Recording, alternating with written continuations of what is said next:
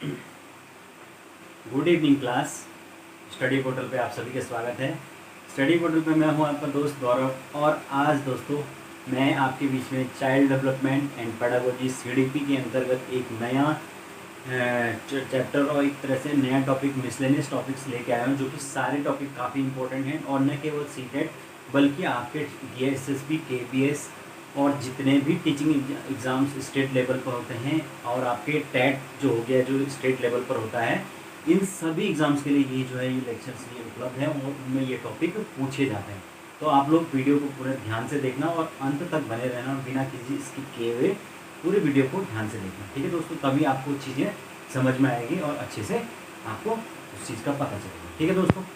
तो शुरू करने से पहले मैं आपको बता देता हूँ कि ये जो स्टडी पोर्टल है, इस पर चैनल पे आपको विभिन्न एग्ज़ाम्स जैसे केबीएस, एनबीएस, डीएसएसबी हो गया, ये सारे एग्ज़ाम्स जो बैंकिंग, एसएससी और यहाँ तक कि यूपीएससी, इन सब के जो है वो वीडियो लेक्चर्स, चाहे वो जीएस का हो चाहे वो अन्य किसी भी सब्जेक्ट का हो, ये सारे वीडियो लेक्चर्स उपलब्ध हैं। ओके, ये सारे वीडियो लेक्चर्स आपको चैनल पर मिल जाएंगे। आप जाके चेक कीजिए, उनको देखिए और अगर आपको नोट्स चाहिए, प्रिंटेड नोट्स चाहिए, तो आपको इस व्हाट्सएप नंबर पर कांटेक्ट करना पड़ेगा। यहाँ पे आपको प्रिंटेड नोट्स उपलब्ध करा दिए गए, ठीक है दोस्तों। तो शुरू करते हैं अब बिना किसी देरी की। तो लेट्स बिगिन। तो आज जो हम शुरू पढ़ने वाले हैं वो है अधिगम अशक्तता, जिसको हम कहते हैं आप लर्निंग डिसेबिलिटीज या डिसऑर्डर, ठीक है ना।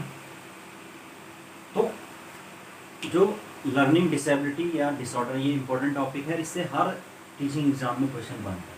तो दोस्तों क्या होता है लर्निंग डिसेबिलिटीज? इसका मतलब है कि जो कुछ बच्चे हैं उनमें पाए जाने वाले कुछ विकार ऐसे होते हैं, जैसे कि पढ़ने संबंधी विकार, लिखने संबंधी अगर उसे कोई प्रॉब्लम है, उसे वर्तनी या भाषा से संबंधित कोई दिक्कत है ना, या उसे किसी संवाद करने में, टॉक करने में दिक्कत है ना। तो ये सारी की सारी जितनी भी प्रॉब्लम्स होती हैं, ये सारी की सारी किसके अंदर आती हैं? लर्निंग डिसेबिलिटीज या डिसऑर्डर के अंतर्गत आती है, ठीक है ना। जिसमें सबसे पहली जो डिसेबिलिटीज है हमारे पास वो है अफेजिया। अफेजिया, ठीक है, इसको इंग्लिश में कहते हैं अफेजिया, इंग्लिश में भी सेम कहेंगे। तो अफेजिया सबसे पहले, तो ये क्या होती है? ये जो डिजीज होती है, डिसेबिलिटी होती है, इसमें जो है ये होती है भाषा व संप्रेषण से संबंधित विकार, समझ रहे हैं? यानी कि बच्चे को जो है वो भाषा को समझने में कठिनाई होती है। संप्रेषण का मतलब होता है कम्युनिकेशन, तो कम्युनिकेशन में बच्चे को दिक्कत होती है, वार्तालाप करने में दिक्कत होती है। बच्चा जो है वो आसानी से अपने जो भाव है अपने विचारों को अभिव्यक्त नहीं कर सकता किसी दूसरे के सामने। तो उस प्रकार का जो डिसेबिलिटीज होती है वो आपके कहलाती है अफेजिया, ठीक है ना। वेरी इंपॉर्टेंट है, आप लोगों को ये चीज़ याद रखनी है कि वो कम्युनिकेशन में उसे अभिव्यक्ति, अपने विचारों को अभिव्यक्त करने में, यानी आपने देखा होगा कुछ बच्चे जो हैं वो बुझे दबे से रहते हैं, वो अपनी बातों को रख नहीं पाते हैं दूसरों के सामने, ये वो कुछ खुल नहीं पाते हैं किसी के सामने। तो वो क्या डिसऑर्डर होता है? अफेजिया, ठीक है ना। नेक्स्ट जो हमारे पास डिसऑर्डर है वो है डिसलेक्सिया।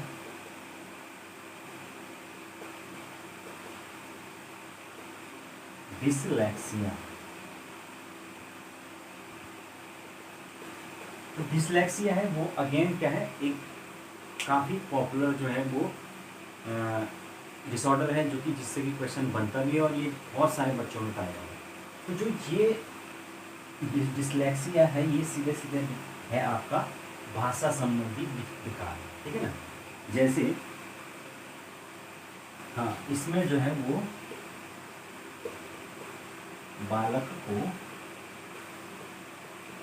पढ़ने में कठिनाई होती है, पढ़ने में कठिनाई होती है। समझ लो, यानी ये जो है एस को हमेशा ऐसा उल्टा बनाएगा, ठीक है, इस तरीके से।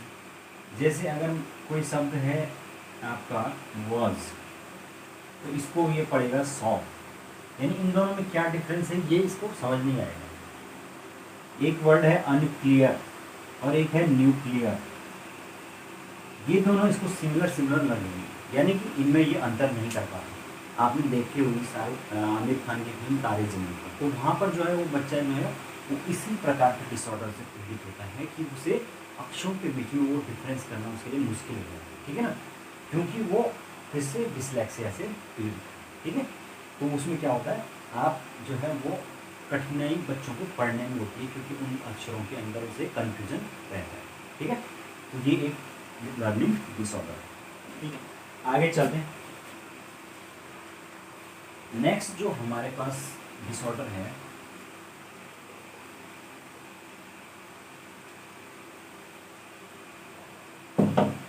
वो है अप्रेक्सिया। Apraxia, apraxia. जो ये अप्रेक्सिया होता है, ये क्या होता है, इसमें क्या होता है कि जो मस्तिष्क होता है हमारा दिमाग, उसके अग्रभाग यानी आगे का भाग, जिसको हम क्या कहते हैं, आगे का जो ये भाग होता है कपाल, उसको क्या कहते हैं, सेरिब्रम। इस सेरिब्रम की क्षति के कारण, मतलब सेरिब्रम किसी प्रकार से अगर क्षति हो गया तो उसके कारण सूक्ष्म गामक कौशल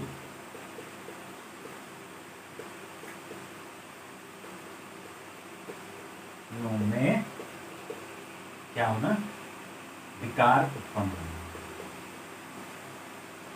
माइक्रो, उसमें ये होता है माइक्रो डायनामिक स्किल। अब ये जो माइक्रो डायनामिक स्किल होते हैं, सूक्ष्म गामक कौशल, ये क्या होते हैं, जो हम लिखते हैं, बोलते हैं, चलते हैं, उठते हैं, बैठते हैं, हाथों और आंखों का जो कोऑर्डिनेशन बच्चा बनाता है, ये क्या होते हैं, सूक्ष्म गामक कौशल है। तो ये सारे जो कौशल हैं उनमें अगर किसी भी प्रकार की दिक्कत आती है, किसके कारण, due to any damage in the cerebrum, यानी कि मस्तिष्क के अग्र भाग यानी फ्रंट साइड में किसी भी प्रकार के डैमेज से अगर कोई दिक्कत आती है तो वो मतलब होता है आपका अप्रेक्सिया, ठीक है ना। तो ये एक इम्पोर्टेंट और बहुत ज़्यादा कॉमन डिसऑर्डर है, ठीक है। नेक्स्ट है हमारे पास डिस्ग्राफिया।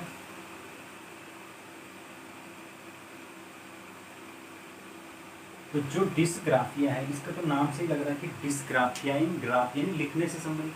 तो डिस्ग्राफिया क्या होती है, ये लिखने से संबंधित, लिखने में अशक्तता, ठीक है।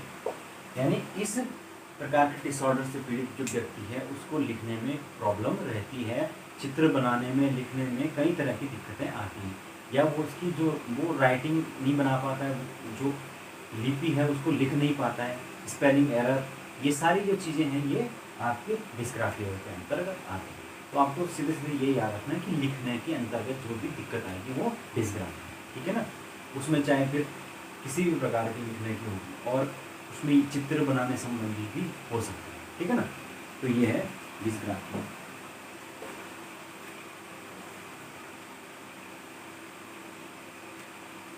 नेक्स्ट जो हमारे पास है दोस्तों वो है डिस्कैल्कुलिया। डिस्कैल्कुलिया, ठीक है। तो डिस्कैल्कुलिया से भी आपको समझ में आ रहा है कि ये किसी कैलकुलेशन से संबंधित है, यानी कि इसमें क्या होगा, बच्चे को गणित, जिसमें मुख्य रूप से क्या होगा, अंक गणित, ठीक है, अंक गणित से संबंधित समस्या रहेगी, ठीक है। यानी कि बच्चा जो है वो आपके मैथ्स में भी कमजोर होगा, उसमें भी जो कैलकुलेटिव पार्ट होता है उसमें बहुत ज़्यादा उसे दिक्कत होगी, वो नहीं उस चीज़ को कर पाता है, उसको पता ही नहीं चलता है कि कहाँ से कैसे जुड़ रहा है, कहाँ से किस प्रकार से मल्टीप्लाई हो रहा है, गुणा हो रहा है, डिवाइड हो रहा है, इन सारी चीज़ों में उसे दिक्कत होती है और वो एक प्रकार का डिसऑर्डर है, जिसको कहते हैं डिसकैल्कुलिया। ठीक है ना। नेक्स्ट जो हमारे पास है वो है हमारा डिसथीमिया।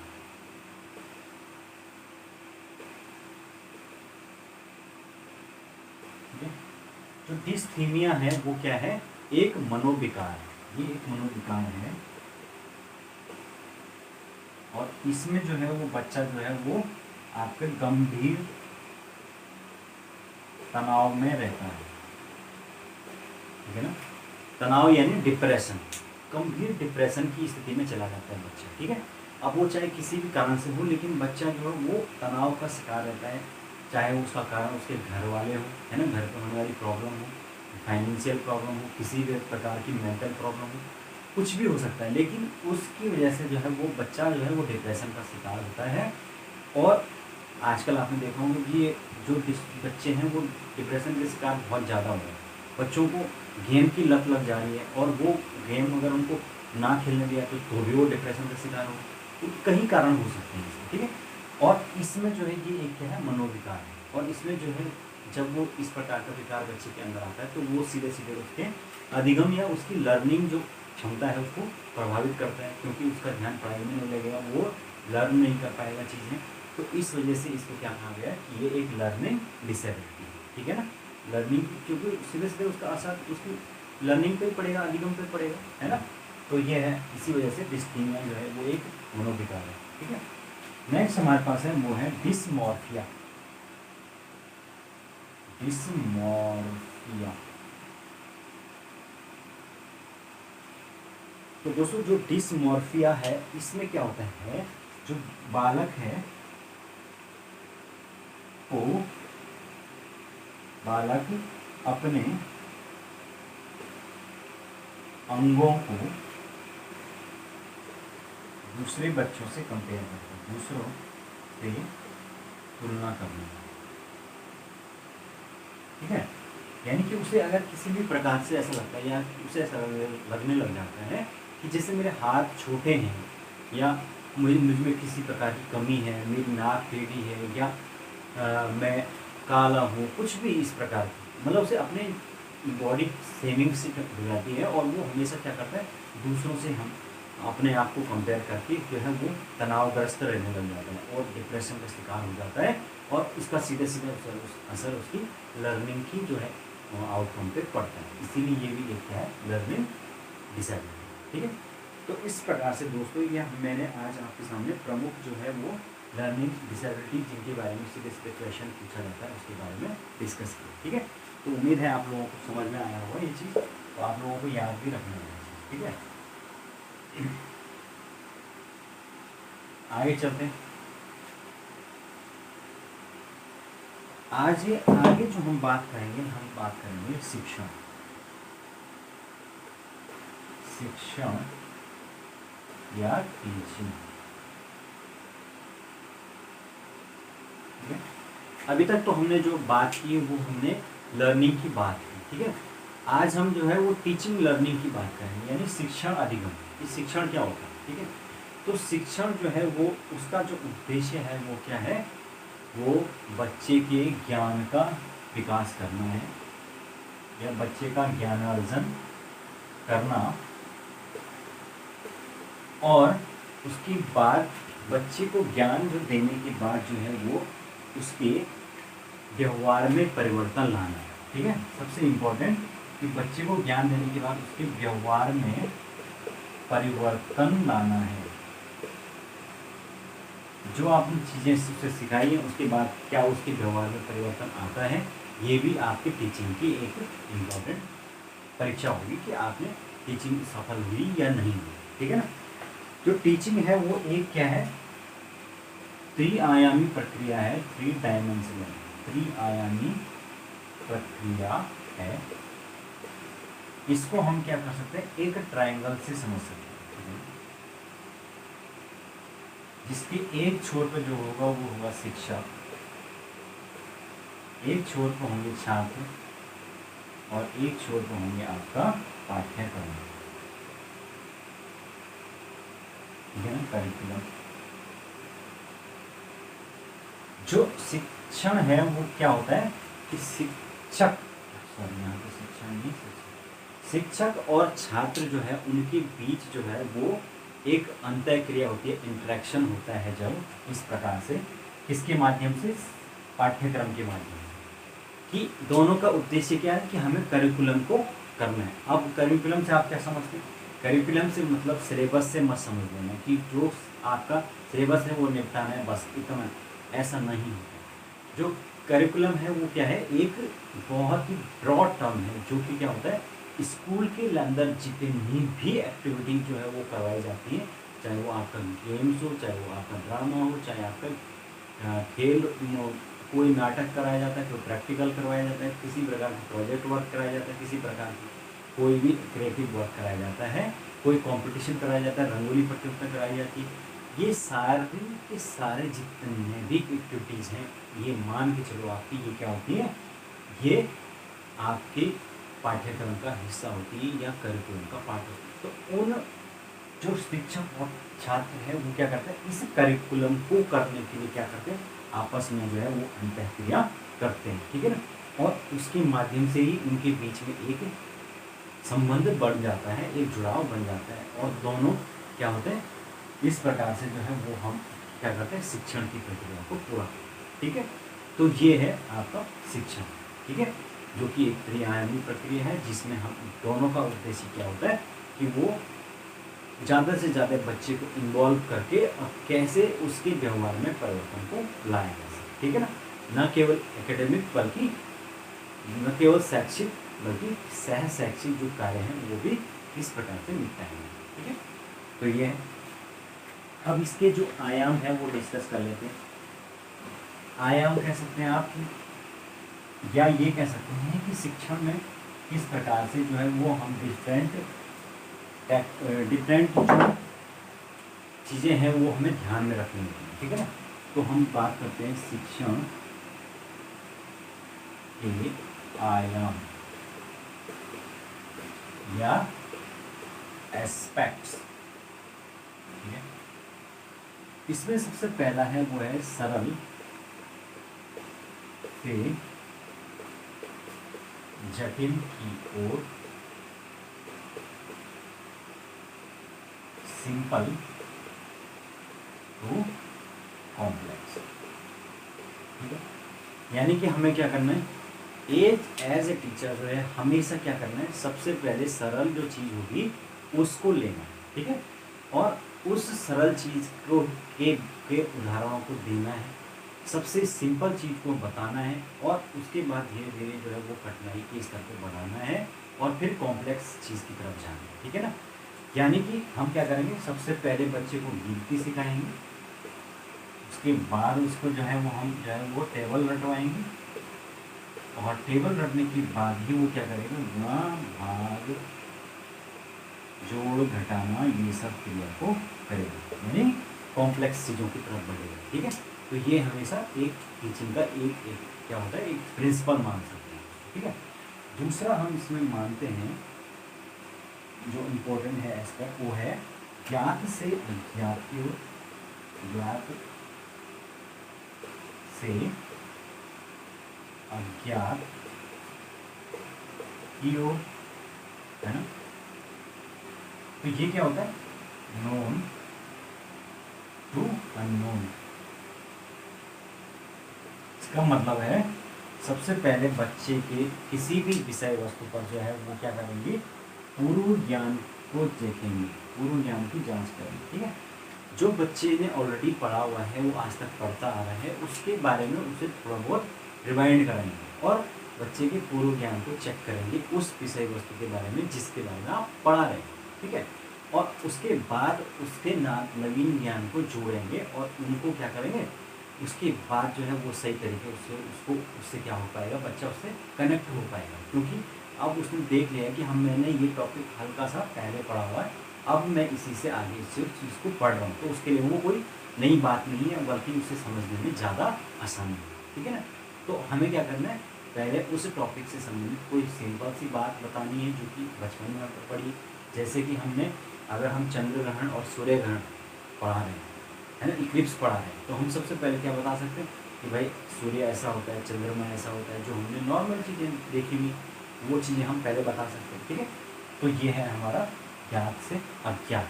ठीक है, तीसरा जो हमारा है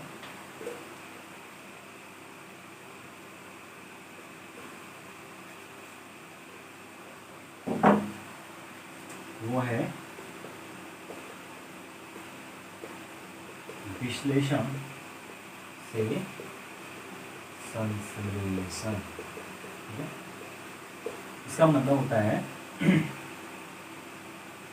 आपका सिंथेसिस नहीं, आपके एनालिसिस टू सिंथेसिस।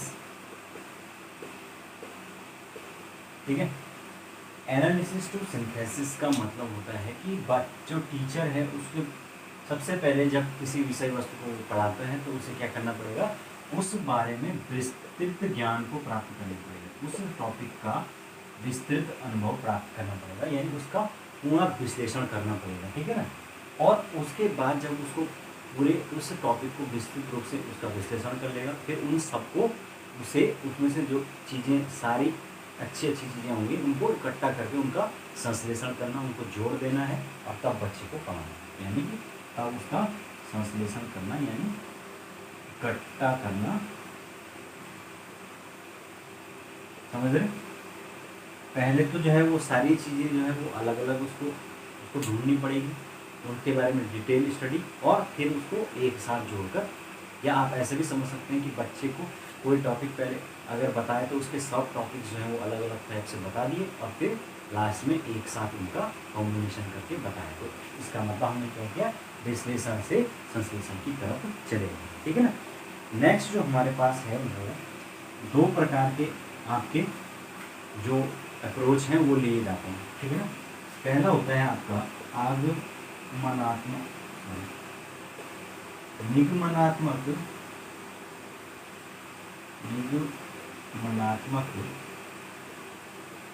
से आगमनात्मक की तरफ। तो यहाँ पर जो है ये है आपका डिडक्टिव टू इंडक्टिव की तरफ। इसमें जो है वो क्या किया जाता है, बच्चे से को पहले किसी विषय के बारे में जो है वो नियम को समझा दिया जाता है, और उसके बाद जब वो उस नियम को समझ जाते हैं तो उसके एप्लीकेशन की तरफ बढ़ा जाता है। ठीक है ना, तो नियम को समझाने के बाद उसके एप्लीकेशंस की तरफ या उसके उदाहरणों को देकर समझाया जाता है। ठीक है ना, वहीं इसके ठीक विपरीत जो है वो दूसरी अप्रोच है, वो है आपके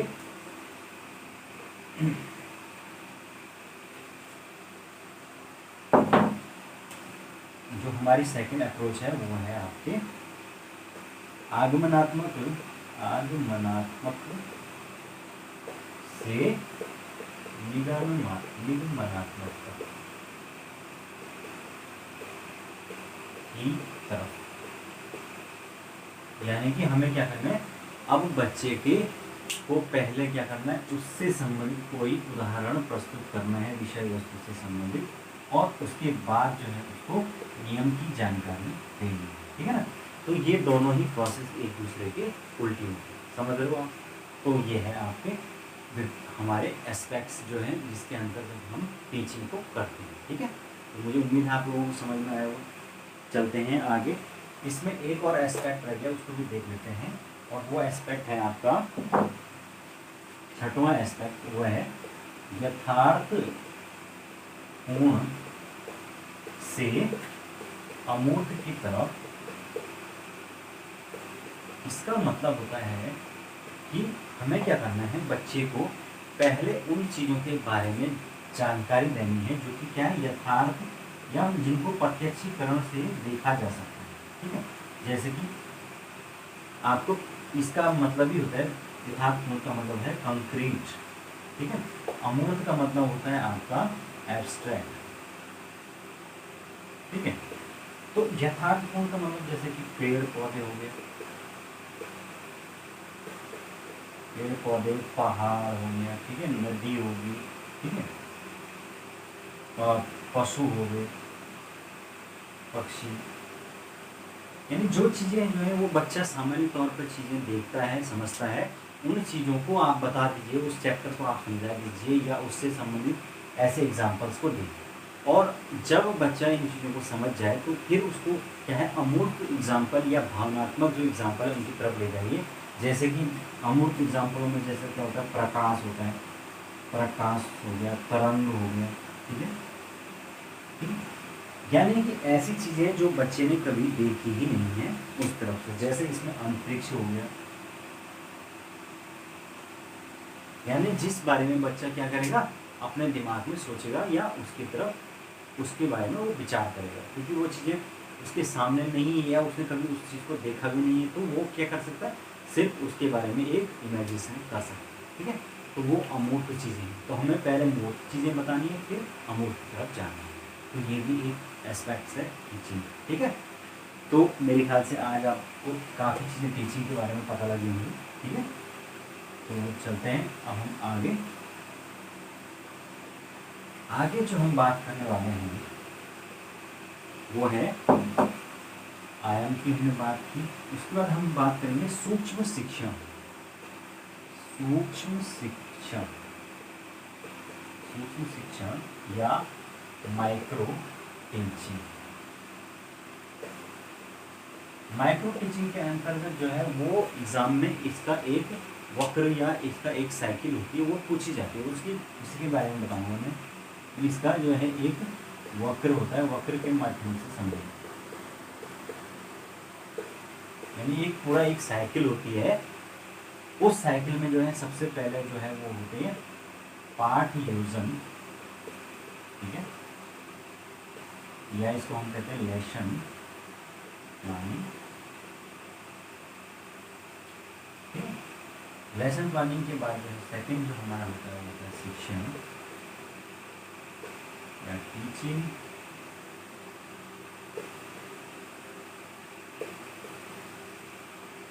फिर हमारा होता है पृष्ठपोषण या फीडबैक। फिर जो हमारा होता है वो पुनः पाठ योजन। फिर पुनः पृष्ठपोषण।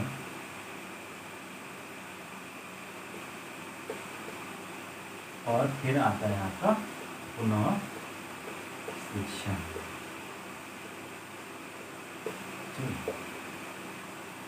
तो ये है आपका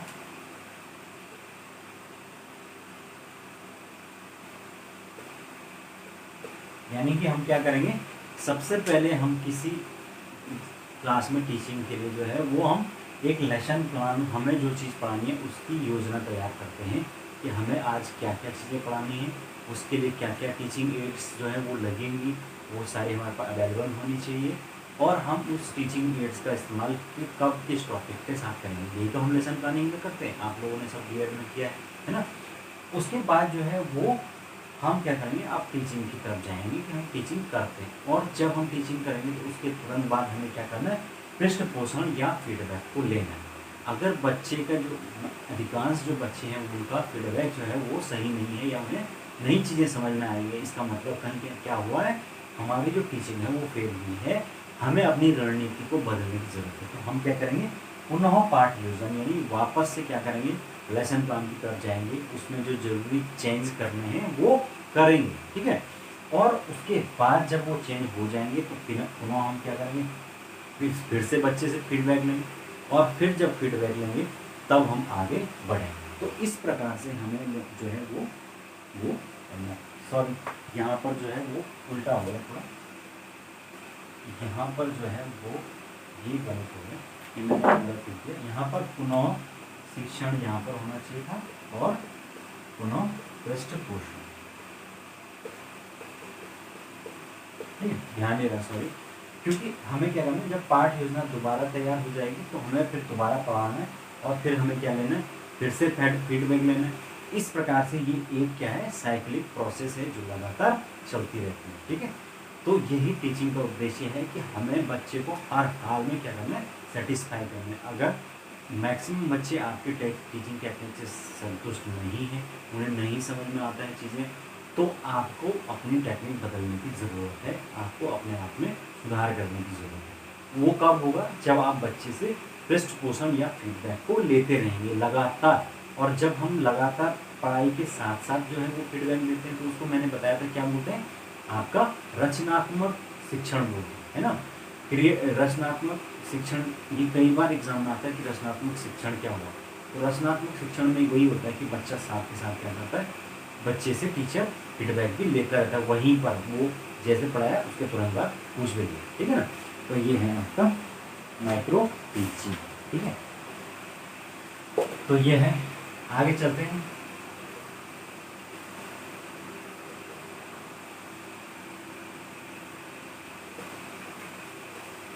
आगे हम बात करेंगे हम शिक्षण में अनुदेशन। माइक्रो टीचिंग हो गई, अब है शिक्षण में अनुदेशन। अनुदेशन का मतलब होता है इंस्ट्रक्शन। ठीक है, तो इंस्ट्रक्शन कई प्रकार से होते हैं। इसमें सबसे पहला है हमारा टीचर सेंटर्ड इंस्ट्रक्शन। ठीक है, तो ये जो टीचर सेंटर्ड इंस्ट्रक्शन है, ये प्रणाली जो है वो हमारी क्या है, प्राचीनतम प्रणाली है जो कि हमारी पहले से चली आ रही। तो इसमें क्या होता है, टीचर जो है वो मुख्य केंद्र होता है, शिक्षक केंद्रित होता है, और शिक्षक एक तरह से मुख्य भूमिका में होता है क्लास में, और वो क्या करता है, पूरी रूप से जो है वो इंस्ट्रक्शन बच्चों को देता है, वो सारी चीज़ें वो निर्णय लेता है, और क्या करना है कैसे करना है ये सारी चीज़ें शिक्षक बताता है। बच्चे एक तरह से क्या होते हैं, निष्क्रियता की भूमिका में रहते हैं। वो सिर्फ और सिर्फ उनका काम होता है बैठो देखो और जो उनको कहा गया है वो करो। ठीक है ना, तो इस प्रकार का जो इंस्ट्रक्शन होता है वो होता है टीचर सेंट्रल एजुकेशन, जो कि पारंपरिक रूप से चला आ रहा है। ठीक है, दूसरा हमारे पास होता है, हमारे आप जो चला आ रहा है वो है चाइल्ड सेंटर, या इसको स्टूडेंट सेंटर कह सकते हैं, स्टूडेंट सेंटर इंस्ट्रक्शन। इस प्रकार के इंस्ट्रक्शन में जो है वो, अब बच्चा जो है वो क्या होगा, वो प्रमुख भूमिका में होगा, और टीचर जो है वो गौण भूमिका में होगा। जो बच्चा है उससे जो है वो क्या किया जाएगा, पूरी तरीके से उसके अकॉर्डिंग जो है वो क्लासों को चलाया जाएगा, चलाया जाता है। ठीक है, इसमें इंस्ट्रक्शन में ये होगा कि जो बच्चे हैं उसके इंडिविजुअल डिफरेंसेस का ध्यान रखा जाएगा, और उसके मनोवैज्ञानिक अध्ययन के बाद क्या उसकी जो वो क्या चाहता है, किस प्रकार से बच्चे पढ़ना चाहते हैं, उनको किस चीज़ में अच्छा लग रहा है, कैसे वो ज़्यादा चीज़ें अच्छी तरीके से समझ सकते हैं, ये सारी चीज़ें स्टूडेंट से पूछी जाएंगी। ठीक है ना, या उनसे एक तरह से उनका भी जो ओपिनियन है वो मैटर करेगा क्लास में। ठीक है, तो ये जो होता है इंस्ट्रक्शन वो होता है आपका स्टूडेंट सेंटर इंस्ट्रक्शन, जिसमें जो टीचर है वो तो एक केवल और केवल किसकी भूमिका निभाता है, सहायक की भूमिका निभाता है। ठीक है, इसीलिए टीचर को आज के समय में जो है वो क्या माना जाता है, वो अब टीचर वो जमाने का टीचर नहीं रहा, अब टीचर है फैसिलिटेटर, जो बच्चे को क्या करे, एक फैसिलिटी प्रोवाइड करे, उसको एक सहायता दे, बस समझिए, उसको स्क्रिप्ट होल्डिंग प्रोवाइड करे, बस इतना ही टीचर का काम है, ना कि वो उसके ऊपर किसी भी प्रकार का दबाव बनाए। वो अब वो टीचिंग जमाना जा चुका है। ठीक है, तो हमें आज के हिसाब से ही अब इंस्ट्रक्शन को लेके चलना है। ठीक है, तीसरे प्रकार का जो इंस्ट्रक्शन होता है वो होता है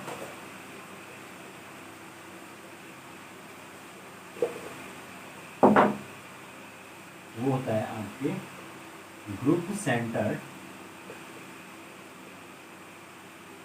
इंस्ट्रक्शंस। ठीक है, इसमें जो है वो बच्चा जो है टीचर क्या करते हैं, बच्चों को अलग अलग समूहों में बांट देता है, और प्रत्येक समूह को जो है वो अलग अलग प्रकार के इंस्ट्रक्शन दिए जाते हैं और उसी हिसाब से कक्षा में कार्य किया जाता है। ठीक है, तो ग्रुप सेंटर्ड में क्या होता है, ग्रुप बनाकर इंस्ट्रक्शन दिए जाते हैं। ठीक है, तो ये है इंस्ट्रक्शन के प्रकार।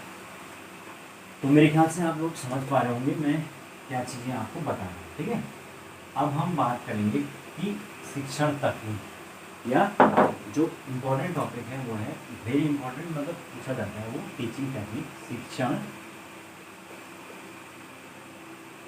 तकनीकी, टीचिंग टेक्निक। ठीक है, तो जो टीचिंग टेक्निक है इसमें सबसे पहली जो टेक्निक है वो है किंडरगार्टन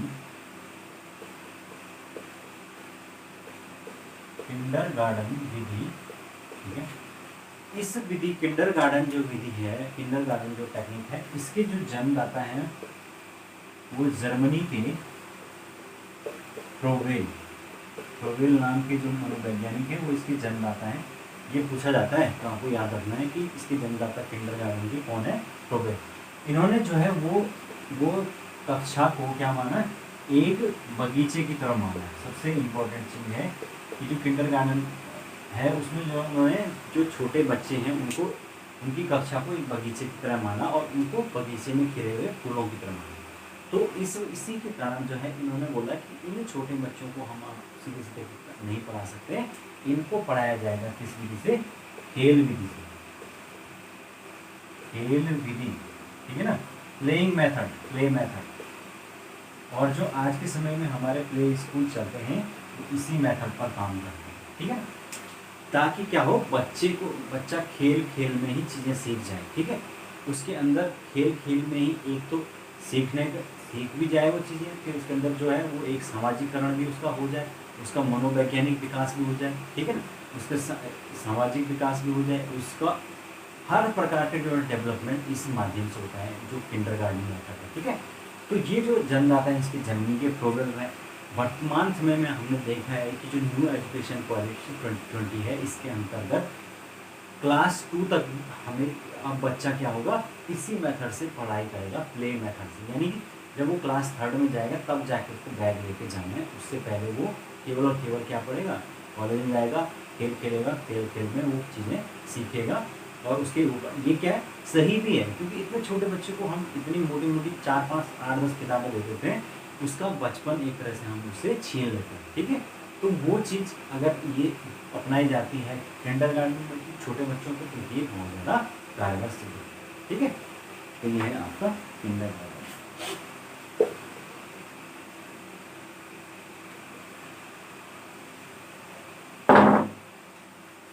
दूसरी जो विधि है वो है हमारे पास परियोजना विधि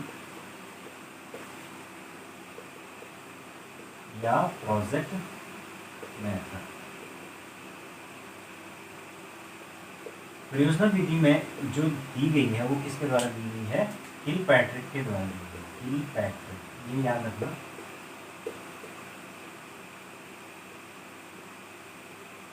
जो किलपैट्रिक हैं वो एक बहुत बड़े मनोवैज्ञानिक हैं, उनके द्वारा ये विधि दी गई है। इन्होंने जो है सबसे पहले बताया कि हम क्या करें, अगर हमें बच्चों का अधिकतम लर्निंग करवाना है तो हम उन्हें परियोजना कार्य दें, क्लास में बच्चों को परियोजना कार्य दिया जाए, ताकि जो है वो प्रत्येक बच्चे की जो है वो भागीदारी सुनिश्चित हो सके। ठीक है, सबसे इम्पोर्टेंट तो क्या होता है कि भाई जो कुछ बच्चे होते हैं वो कुछ करते ही नहीं और उनका काम है बस आओ खाओ सो और सीधे चले जाते हैं कॉलेज से।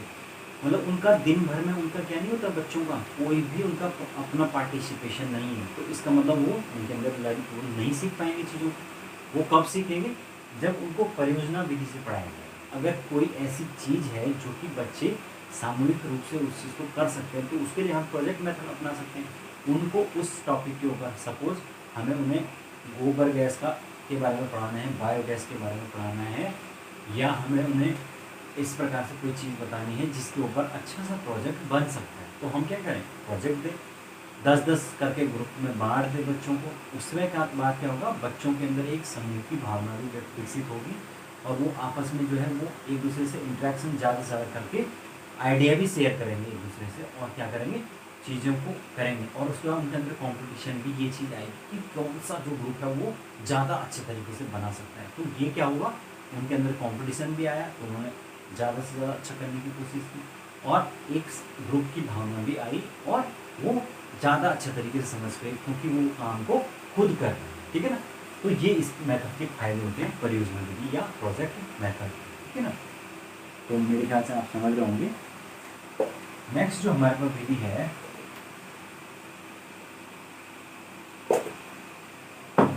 वो है डाल्टन विधि। डाल्टन विधि, डाल्टन मेथड। तो जो डाल्टन मेथड है ये आया है 1920 में। ये अमेरिका के डाल्टन शहर में, अमेरिका में एक डाल्टन शहर है, वहाँ पर जो है एक वहाँ पर हेलेन पार्कर, कुमारी हेलेना, मिस हेलेन पार्क ने 30 बच्चों पर यह विधि अपनाई। ठीक है, यानी कि कहने का मतलब है कि उनके पास 30 बच्चे थे मिस हेलेन पार्क के पास और वो 30 स्टूडेंट्स जो है वो उनके ग्रुप को उन्होंने क्या किया, पढ़ाया 1920 में अमेरिका के डाल्टन शहर में। और उन 30 बच्चों का जो है वो आउटकम बहुत ही अच्छा रहा। अब उन्होंने उन 30 बच्चों के साथ कौन कौन सी विधियाँ अपनाई। एक तो सबसे पहले जो है उनको जो है उनके व्यक्तिगत विभिन्नता का ध्यान रखा, यानी कि प्रत्येक बच्चे को उसके इंटरेस्ट के अकॉर्डिंग जो है वो कार्य करने को दिया, या उसको अगर कोई चीज़ नहीं समझ में आ रही प्रत्येक बच्चे को तो उसको इंडिविजुअली उस पर ध्यान दिया। फिर उन्होंने जो है दूसरा इसमें क्या किया था, इम्पोर्टेंट जो पूछा जाता है वो है कि करके सीखना। करके सीखना, प्रत्येक बच्चे को जो है वो स्वयं कार्य देने करके करवाया गया। उसके बाद जो है बालक को जो है वो प्रत्येक बच्चे को जो है वो एक उत्तरदायित्व सौंपा गया। समझिए, यानी कि उन बच्चों को कुल मिला के जो है वो मनोवैज्ञानिक तरीके से पढ़ाया गया। जो 30 बच्चे हैं, एक तो प्रत्येक बच्चे को उसके इंटरेस्ट के अकॉर्डिंग उनसे कार्य करवाया गया। दूसरा उनके जो है वो सीखने पर जोर दिया गया, कैसे कि वो खुद करके चीज़ों को सीखें। समझिए, उनके सामने हर चीज़ रख दी गई, प्रत्यक्षीकरण कर दिया गया और बोला गया कि आप करिए। ठीक है, और उसके साथ साथ उन 30 बच्चों का जो है वो टीचर के साथ एक भावनात्मक संबंध भी जुड़ गया। तो तब देखा गया कि कैसे उन 30 बच्चों का जो आउटकम, जो कि ये बच्चे एक्चुअली में वैसे बच्चे थे जो मतलब क्या बोलते हैं वो स्लम साइड जिनको गए उस प्रकार के बच्चे। और जब इस प्रकार से इनके ऊपर इन मैडम ने जो है वो एक्सपेरिमेंट किया तो उन्होंने देखा कि इन बच्चों का जो आउटकम है वो बहुत ही अच्छा है। ठीक है, तो इसीलिए इस विधि को जो है डाल्टन विधि के नाम से जाना जाता है। ठीक है, जिसमें उन्होंने मनोवैज्ञानिक तरीके से बच्चों के साथ काम किया। ठीक है, उसके बाद जो है नेक्स्ट जो हमारे पास है वो है पेस्टालॉजी। पेस्टालॉजी विधि। जो पेस्टालॉजी है वो उनका पूरा नाम है John Henry Pestalozzi. John Henry Pestalozzi. ठीक है, तो ये शिक्षण में मनोविज्ञान को लाने वाले हैं। ठीक है ना,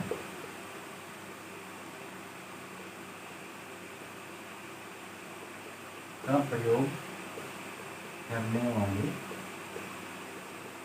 पहले मनोविज्ञान, यानी मतलब इन्होंने ही क्या किया कि जो टीचिंग है उसमें कैसे हम जो है वो साइकोलॉजी का प्रयोग कर सकते हैं और साइकोलॉजिकली बच्चों के साथ किस प्रकार से टीचिंग जो है वो जुड़ सकती है, इसके बारे में बताया। और वो क्या था, साइकोलॉजी का इस्तेमाल कैसे उन्होंने बोला, उन्होंने कहा कि हम बच्चे का क्या करेंगे, उसकी आयु के अकॉर्डिंग, आयु के अनुसार कार्य, यानी बच्चे को उसकी एज के अनुसार ही कार्य दिया जाएगा और उतना ही दिया जाएगा जितना कि वो समझ सकता है। क्योंकि ये मनोवैज्ञानिक क्या होता है, बच्चे को उसको कार्य के अकॉर्डिंग, सबसे पहले तो उसकी एज के अकॉर्डिंग कार्य दिया जाए, दूसरा उसको जो है वो उसकी इंडिविजुअल डिफरेंसेस का ध्यान रखा जाए, यानी कि बच्चा जो है वो स्वयं से उसकी कितनी क्षमताएं हैं, वो कर पाता है, उसकी अपनी जो है उसकी एबिलिटीज़ हैं कि नहीं है, वो चीज़ का ध्यान रखा जाए, ठीक है। और तीसरा जो है वो बच्चे की जो है वो भागीदारी सुनिश्चित की जाए कि बच्चा जो है वो स्वयं से एक्टिव होकर उस काम को कर रहा है कि नहीं कर रहा है, ठीक है। और चौथा, बच्चे का जो है वो प्रश्न पूछने का अधिकार हो, अगर उसे कोई भी चीज़ नहीं आ रही तो वो ज़्यादा से ज़्यादा प्रश्न पूछे। तो ये सारी चीज़ें होती हैं मनोवैज्ञानिक तरीके, तो ये इन्होंने अपनाए जॉन हेनरी पेस्टरोज, ठीक है ना। तो ये है आपके पेस्टोलॉजी विधि। नेक्स्ट जो हमारे पास विधि है वो है, इसके बारे में मैं आपको क्या बताऊँगा, वो तो मैं आपको रोज ही बता रहा हूँ, वो है व्याख्यान विधि या लेक्चर मेथड। तो जो बड़े लेवल पर बड़ी क्लासेस होते हैं, बड़े बच्चों की क्लासेस, बड़ी कक्षाओं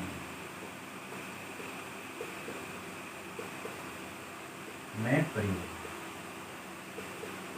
यानी कि जो हायर सेकेंडरी और उसके बाद यूनिवर्सिटी लेवल पर, वहाँ पर जो है वो लेक्चर मेथड से ही पढ़ाया जाता है। लेक्चर मेथड या व्याख्यान मेथड में जो है वो किसी भी विषय वस्तु के बारे में विस्तृत व्याख्यान दिया जाता है और उसके माध्यम से टीचर को समझाया जाता है, बच्चे को समझाया जाता है। तो उसमें बड़े स्तर पर जो व्याख्यान मेथड का इसलिए प्रयोग किया जाता है क्योंकि बच्चे का जो है वो दिमाग का जो मेंटल डेवलपमेंट है वो इतना हो चुका होता है कि वो क्या कर सकता है, लॉन्ग टाइम तक जो चीज़ें हैं वो अमूर्त चीज़ें हैं उनके बारे में सोच सकता है, उनको दिमाग में रख सकता है। इसीलिए वहाँ पर लेक्चर विधि या व्याख्यान मेथड काम करता है, ठीक है ना। तो वो बड़े बच्चों के लिए, ठीक है। नेक्स्ट हमारे पास जो विधि है वो है अन्वेषण विधि या ह्यूरिस्टिक मेथड। ये जो मेथड है भाई, ये इसके बारे में पूछा जाता है, ठीक है। ह्यूरिस्टिक जो मेथड है वो दिया गया है आर्मस्ट्रॉन्ग के द्वारा, आर्मस्ट्रॉन्ग के द्वारा दिया गया है। जो ह्यूरिस्टिक मेथड या अन्वेषण विधि है, ये कहता है, ह्यूरिस्टिक का मतलब होता है मैं खोज करता हूँ, ह्यूरिस्टिक का मतलब होता है मैं खोज करता हूँ, यानी कि जो है वो बच्चे को क्या किया जाए, एक खोजकर्ता माना जाए और बच्चे को निरीक्षण के द्वारा, प्रयोग के द्वारा स्वयं जो है वो समस्या को उसके सामने रखा जाए और उनको स्वयं उसका निरीक्षण करने, उसके संबंध में आंकड़े निकालने और उसके बारे में प्रयोग करने और निष्कर्ष निकालने का पूरा अधिकार दिया जाए। तो ये इस विधि में किया जाता है, अन्वेषण विधि में, जहाँ पर जो है वो किसी भी विषय से या विषय वस्तु से संबंधित जो चीज़ है उसको एज ए प्रॉब्लम जो है हमारे सामने लाया जाता है और फिर कहा जाता है कि चलिए इस प्रॉब्लम का हल निकालिए। तो चाहे तो वो इंडिविजुअली बच्चों को दिया जाता है या ग्रुप में बच्चों को बांटकर वो प्रॉब्लम सॉल्व करने को दी जाती है, ठीक है। और उसके माध्यम से बच्चा उस चीज़ को सॉल्व करता है, ठीक है ना। तो ये होती है आपका ह्यूरिस्टिक मेथड या अन्वेषण विधि, खोज विधि, जिसमें निरीक्षण, परीक्षण और प्रयोग के द्वारा बच्चा स्वयं जो है निष्कर्ष निकालता है, ठीक है ना। तो ये है। नेक्स्ट जो हमारे पास दो विधियां हैं लास्ट में और इम्पोर्टेंट, वो मैं आपको अभी उसमें भी बता चुका हूँ टीचिंग के एस्पेक्ट्स में, जिसमें पहला है इम्पोर्टेंट, वो है इंडक्टिव टू डिडक्टिव और दूसरा है डिडक्टिव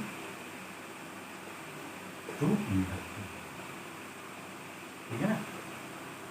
तो इन दोनों में कंफ्यूजन नहीं होना चाहिए आपको, ठीक है। इंडक्टिव टू डिडक्टिव में हमें याद रखना है आगमन से निगमन। इसका मतलब हमें क्या करना है, सबसे पहले उदाहरण देना है, फिर नियम की तरफ जाना है। और यहाँ पर जो है हमें सबसे पहले बच्चे को नियम बताना है, फिर उसके संबंध में उदाहरण देना है, ठीक है।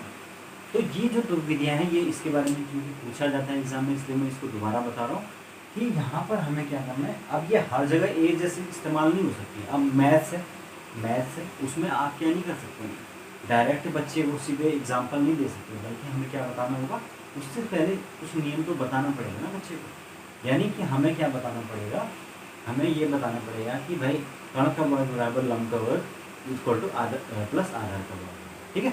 तो ये जो हमारा नियम जो हमने बता दिया, हमने किसी फॉर्मूला जो है वो साधारण ब्याज का बता दिया, फिर क्या होता है, साधारण ब्याज बराबर ये होता है, ठीक है, मूलधन गुणा दर गुणा समय बटे 100। ये जब हम उसको एक बता देंगे नियम या फॉर्मूला, उसके बाद हम उसको एग्जाम्पल दे सकते हैं। तो वहाँ पर तो यही मेथड सही है ना, डिडक्टिव टू इंडक्टिव। लेकिन जहाँ पर हम जैसे लाइफ साइंसेज या साइंस के अंतर्गत हम किसी घटना का उदाहरण दे रहे हैं, ठीक है, हम जैसे हम बात कर रहे हैं अपवर्तन की, तो हम बजाय अपवर्तन की परिभाषा देने के हम क्या कर सकते हैं, उससे संबंधित कोई एग्जाम्पल दे दें। फिर हम उस एग्जाम्पल को जब बच्चे को बताएंगे तो बच्चा उसको रिलेट कर लेगा पहले ही, फिर हम उसको नियम बताएं कि भाई सूर्य के प्रकाश में इस प्रकार से होता है, ठीक है। तो तब बच्चा जो है वो ज़्यादा अच्छी तरीके से समझ पाएगा, ठीक है। तो इस प्रकार से हमारे पास ये 2 मेथड बहुत इंपॉर्टेंट है, इंडक्टिव टू डिडक्टिव और डिडक्टिव टू इंडक्टिव। आप इसमें कंफ्यूजन मत हों, ठीक है। तो इस प्रकार से हमारे जो है मेथड्स हैं आपके, ये हो गए, ये दोनों मेथड हो गया। ह्यूरिस्टिक मेथड बहुत ज़्यादा पूछा जाता है, ठीक है, उसका किंडरगार्टन जो है वो बहुत ज़्यादा पूछा जाता है। तो आपको वो सारे मेथड्स जो हैं वो याद रखने हैं, ठीक है। तो दोस्तों मेरे ख्याल से आज के लिए मैं काफ़ी चीज़ें पढ़ा चुका हूँ आपको, ठीक है। एक बार हम देख लेते हैं हमने क्या क्या पढ़ा। हमने आज जो है वो सबसे पहले लर्निंग डिसेबिलिटीज़ के बारे में पढ़ा, जिसमें आपको मैंने अफेजिया के बारे में बताया, भाषा के संबंध में क्या होता था, भाषा के संबंध में या जो है वो या कम्युनिकेशन के संबंध में दिक्कत थी। उसके बाद मैंने आपको डिसलेक्सिया मैंने बताया कि पढ़ने के संबंध में, ठीक है, या लिखने पढ़ने के संबंध में, ठीक है। फिर मैंने बताया अप्रेक्सिया की जो क्या होता है, किसी भी प्रकार की मेंटल दिमाग में जो अग्रभाग होता है उसमें कोई दिक्कत है तो उससे हमें जो है वो मोटर कौशल जो है उसमें दिक्कत आ जाती है, ठीक है। फिर मैंने बताया आपको नेक्स्ट वो है डिस्ग्राफिया। तो ग्राफिया से ही आपको पता चलना चाहिए कि ये लिखने से संबंधित या चित्र बनाने से संबंधित हो सकता है, ठीक है ना। फिर हमें डिसकैलकुलिया में मैंने आपको बताया कि मैथमेटिकली जो अंकगणित है उसमें दिक्कत बच्चे को आती है। फिर डिस्थीमिया में मैंने आपको बताया था कि बच्चे को क्या होता है, गंभीर किसी प्रकार का कोई डिप्रेशन वगैरह हो जाता है। फिर जो डिस्मॉर्फिया है उसमें बच्चा जो है वो अपने ही अंगों को दूसरों से कंपेयर करके किसी भी प्रकार के इन्फीरियरिटी कॉम्प्लेक्स में जाता है, ठीक है। नेक्स्ट जो हमने बात की आप शिक्षण में मैंने आपको डिफरेंट उसके एस्पेक्ट बताया, किस प्रकार से हमें बच्चे को ध्यान देकर उससे पढ़ाना चाहिए, उस पर किस प्रकार की चीज़ें जो है हमें लेके क्लास में चलनी चाहिए। फिर मैंने माइक्रो टीचिंग के आपको पूरा एक चक्र बता के बताया, ठीक है। फिर मैंने आपको बताया कि इंस्ट्रक्शन कैसे कैसे हमारे दिए जाते हैं, और लास्ट में मैंने टीचिंग टेक्निक्स की बात, ठीक है। जो टीचिंग टेक्निक्स हैं वो DSSB जो एग्ज़ाम्स होते हैं या KVS के जो एग्ज़ाम्स होते हैं उसमें जो 20 मार्क्स का आता है उसमें टीचिंग टेक्निक से बहुत सारे क्वेश्चन बनते हैं, ठीक है। तो आपको ये चीज़ें अच्छे से पढ़नी है, ना केवल CTET बल्कि सारे जितने भी टीचिंग एग्ज़ाम्स हैं, जब तक हमारा सिलेक्शन नहीं हो जाता है तब तक हमें ये सारी चीज़ें याद रखनी है और अच्छे से समझनी है, ठीक है दोस्तों। तो इसी के साथ आज का जो सेशन है वो ख़त्म होता है। मुझे उम्मीद है कि आप लोगों को अच्छा लगा होगा, समझ में आया होगा। इसी तरीके से आप बने रहिए, आने वाले टाइम में क्लासेस को कंटिन्यू करेंगे, ठीक है दोस्तों। तो thank you so much, have a good day, thank you.